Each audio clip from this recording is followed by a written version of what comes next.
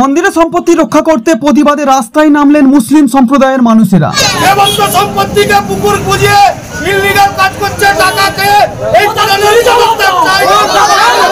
হাওড়া ডোমজুড়ের বাঁকড়া সর্দারপাড়া এলাকায় ৩ নম্বর পঞ্চায়েতের ঠিক পিছনে প্রায় ৩০০ বছরের একটি দেবত্ব সম্পত্তি রয়েছে, যার দাগ নম্বর ১৪৬৭ এবং এই দাগের ৭৭ শতক অংশ পুরোটাই পুকুর, যেটা মন্দিরের নামে রয়েছে।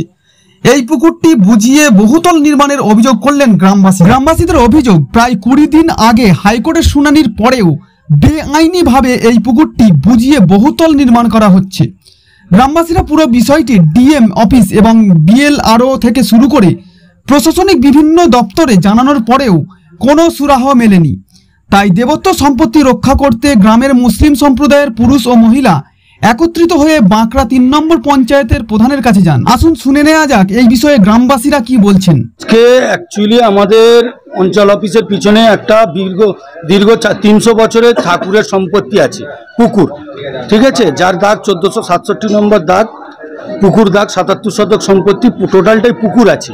সেই পুকুরকে কোনো এক ব্যক্তি জনস্বার্থ মামলা করে হাইকোর্ট অর্ডার দেয় আমাদের fishery department, block development officer plus আমাদের ৩ নম্বর জিপিকে, গ্রাম পঞ্চায়েতকে। তা আজকে অর্ডারটা হাইকোর্টের হয়েছে প্রায় ২০ দিনের মতো।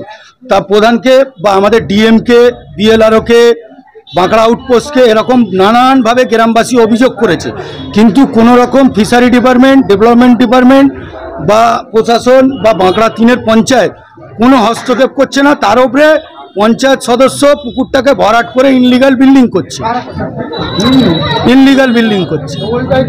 পঞ্চায়েত সদস্য। এখন আমাদের দাবি, পঞ্চায়েতের প্রধানের কাছে এসেছি, যেহেতু ওনাকে হাইকোর্ট অর্ডার দিয়েছে, উনি যেন আমাদের সঙ্গে গিয়ে ইনলিগাল কাজটাকে বন্ধ করে দেয়। আমরা প্রধানের কাছে কৃতজ্ঞ।